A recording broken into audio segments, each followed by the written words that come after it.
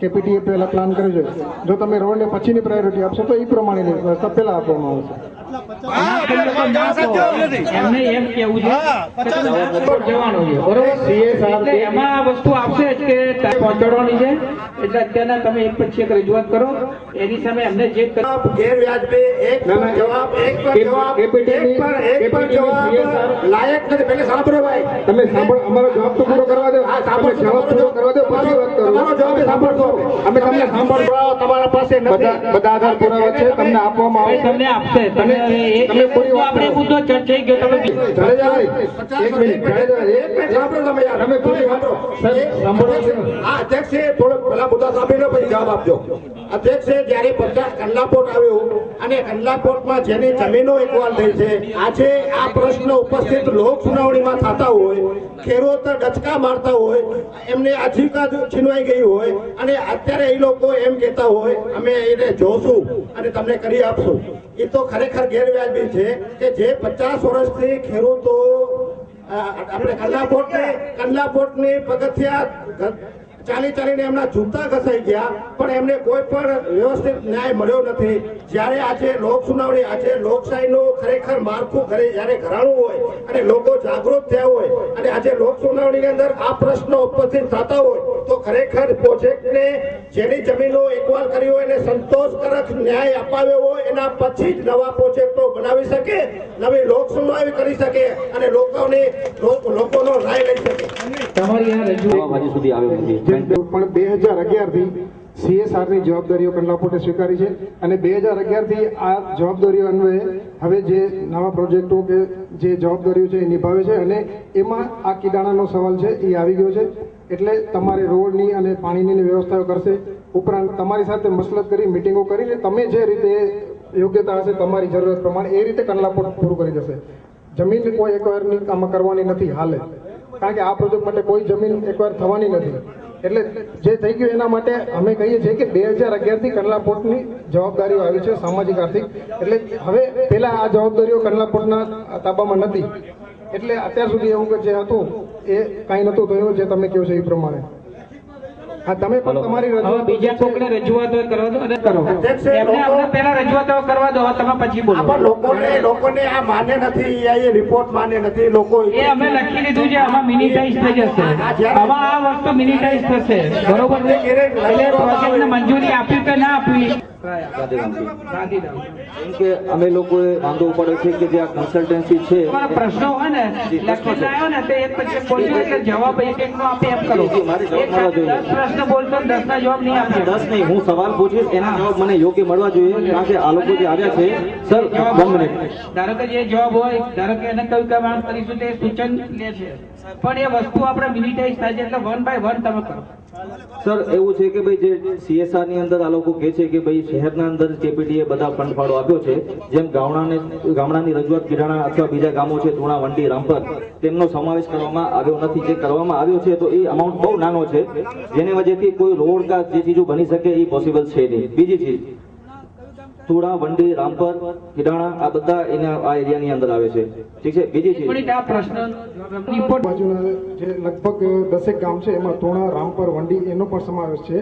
વંડીનો સમાવેશ મેં 2 દિવસ પહેલા કરાવ્યો છે. ના, પણ ટૂંકમાં આજુબાજુના જેટલા એરિયામાં આવે છે એ બધા એમને બોલી લેવા દો ભાઈ, પછી તમે ક્રોસ એ ગામનો સમાવેશ છે, એટલે તમે ચિંતા ન કરજો. એક મિનિટ કાકા રહેશો તમે. આહિરભાઈ તમે અરે અમે કહીએ છીએ ને છે એમાં ભાઈ, અમે તમને તમારા રિપોર્ટમાં તમે તો સમયે જે ગામની રજૂઆતો હશે એ પ્રમાણે હા, પણ તમે જે કહ્યું એ અમે લખીએ છીએ. તમારા રિપોર્ટમાં છે ને રિપોર્ટમાં કયા મારી એક વાત સાંભળો, તમે અમાઉન્ટ કીધું, અમાઉન્ટ એક સાથે અમાઉન્ટ મૂકી દો, એક સાથે એ લોકોનો સમાવેશ થયો હતો. એક સાથે કોઈ બધા કામ કિરાણાનું નામ બેસી જાઓ પ્લીઝ. આમાં એક જવાબને સીધા એક સવાલ રિપીટ થાય છે. ચાલો હું બીજો સવાલ પૂછું છું. તમે તમારી પાસે યોગ્ય જવાબ નથી. કિટાણાનું કહી દીધું, એક વળી પાછું ડિસિપ્લિન રાખવું પડશે નહીંતર ભાઈ એમાં- કાસમભાઈ બધાને બેસાડી દો પ્લીઝ, જે બોલે એ બતાડો. અને ત્યાં કાસમભાઈ બધાને બેસાડી દો પ્લીઝ તમે. બધાને કોન્સ્ટેબલ એક અંદર આવીને ભાઈ બેસાડી દો જેને જેને રજૂઆત કરી હોય એ બધા કરી શકે છે. આમાં રાડારાડી કરવાથી નહીં થાય. બધા એક પછી એક રજૂઆત કરો તમે. બેસાડી દો બધાને. અને જેને નથી, માત્ર ને માત્ર ગુમરાહ કરે છે. આવી રીતે જવાબ આપે છે, લોકોનો તમે સમય બરબાદ ન કરાવે. શાંતિ રાખો તો આ બધું મેઇન્ટેન થાય. કાસમભાઈ, અમને ન છૂટકે આજે હાઈકોર્ટ સુપ્રીમ કોર્ટના દરવાજા ખટખટાવવા પડે છે આ લોક સુનાવણીની અંદર, જ્યારે માત્ર ને માત્ર પબ્લિકનો જાડેજાભાઈ, દબાવવામાં આવે છે. તમે આ પ્રોજેક્ટ માટે દરેક ગામને પર્ટિક્યુલરલી કોઈ એક ગામને બાય ચાન્સ કોઈ નામ રહી ગયો તો એમ નથી માનવાનું કે આ ગામ નીકળી ગયું છે. એ જે કિલોમીટરના દાયરામાં આવે છે એ દરેક ગામને એમાં અસરગ્રસ્તોને જે આર્થિક રીતે કે જે સામાજિક જવાબદારીઓ છે તમે ભાઈ બાંયધરી આપો કે રાઇટિંગમાં આપી દેશે. રાઇટિંગ એને પ્રાયોરિટી પ્રમાણે કલાપોટ પૂરું કરશે. સર સૌથી પહેલે મારો સવાલ ગામડામાં લાગે છે તો તમે કેટલા હદ સુધી આ તમારી લોક સુનાવણી સક્સેસફુલ જશે એ તમે માનો છો? તમારી પાસે એનો જ સર્વે નથી, એમાં જ તમે ખોટા છો. તમારા EIA રિપોર્ટમાં જેટલી બી ચીજો આપેલી છે તદ્દન બધી ખોટી છે. મેંગ્રુવ ડિસ્ટ્રક્શનનું તમે અમુક ચીજો બતાડી છે, જ્યાં એ લોકો બતાડે છે કે ત્યાં ખાલી કીચડના મેદાનો છે, પણ ખરેખર ત્યાં બહુ મોટી ડેન્સ મેંગ્રુવ છે. ક્યાં આગળ એમ તમે ચોક્કસ હું ટેકરા, ખોરીખાડી જેટલા બી આ પ્રોજેક્ટ આવે છે લખવું એમ અને કિનારાની ઉપર છે એટલે કોઈ માણસોને મતલબ માનવ વસ્તીને કે એને કોઈ નુકસાન પહોંચાડે એવું નથી. અને જે મેંગ્રોવની જે વાત છે શું શું નુકસાન પહોંચાડે એમ નથી. નુકસાન પહોંચાડે તેમ નથી. શું પ્રોજેક્ટ હા, તમને ખબર છે ત્યાં વસ્તી છે હાય નાખે છે જે કલ્લાપોટની જમીન છે એમાં આવેલા છે એમની આ એ પરિવાર પ્રોજેક્ટ જે છે હું સવાલ પૂછું છું એનો પછી જવાબ આપજો.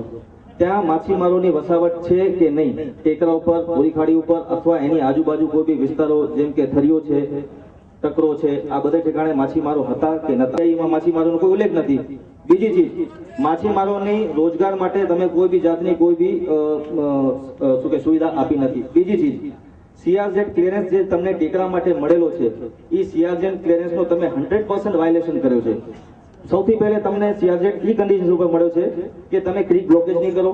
સેકન્ડ કન્ડિશન, તમે મેંગ્રુવ ડિસ્ટ્રક્ટ નહીં કરો. થર્ડ કન્ડિશન, તમે ફિશરમેનના રોજગાર ઉપર કોઈ આડઅસર નહીં થાય. આ ત્રણેયમાંથી તમે મને કહો કે આ તમે ક્રીક બ્લોકેજ કરી છે યા નહીં? મેંગ્રુવ ડિસ્ટ્રક્ટ કર્યા છે કે નહીં? માછીમારોને રોજગાર આપ્યો છે કે નહીં? સવાલનો જવાબ મારો ભલે આરામથી આપજો, હું વેઇટ કરું છું, પણ ઇટ શુડ બી પરફેક્ટ. સર્વે ખોટો છે.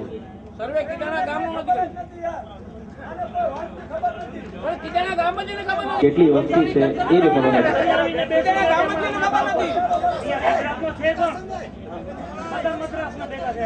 સાહેબ આ લોક સુનાવણી માટે આ લોકોને પૂર્વ તૈયારી કરીને આવવું જોઈએ. મિનિટ આપણે સાંભળશું. પહેલી વસ્તુ, તમને એ ખબર નથી આગળીઓ કેને કહેવાય, તમને એ ખબર નથી મચ્છીમાર કેને કહેવાય, તમને એ ખબર નથી ખેડૂત કેને કહેવાય, તમને એ ખબર નથી પ્રજા કેને કહેવાય, તમને એ ખબર નથી આગેવાન કોને કહેવાય. જો પ્રથમ વસ્તુ તમે પ્રાથમિકતામાં જો મજબૂત નથી, પહેલો વિશે મારી રજૂઆત તમે સાંભળો. તમને ખબર છે આગળીઓ કેને કહેવાય? સાંભળો, જે તમે સવાલો જે છે જો તમને ખબર હોય તો નોટિસો બધાને આપવી જોઈએ. પહેલી વસ્તુ, પહેલા પણ તમે ફરી ગયા કેપીટી, અમારી કેટલી જમીનો તમે હડપ કરી ગયા હો. વિકાસ થયો નથી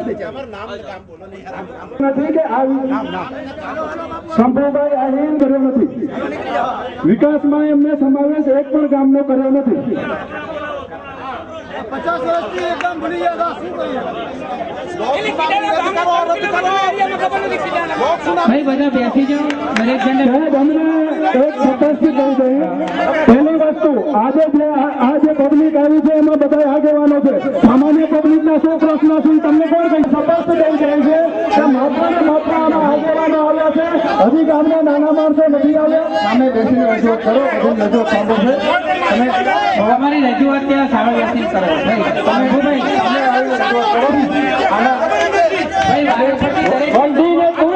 વંડીને તુણા એને એ પણ ખબર નથી કે વંડી ક્યાં છે ને તુણા ક્યાં છે. બરાબર? અત્યારે 500 ની એક સ્પષ્ટ લખી લો. બીજી વસ્તુ તમને કહું, કાયદો 2 મિનિટ મારી વાત સાંભળો પ્લીઝ. 2 મિનિટ મારી વાત સાંભળો બધા બેસાડી દો, પૈસા પ્લીઝ. બધા જરા બેસી જાઓ.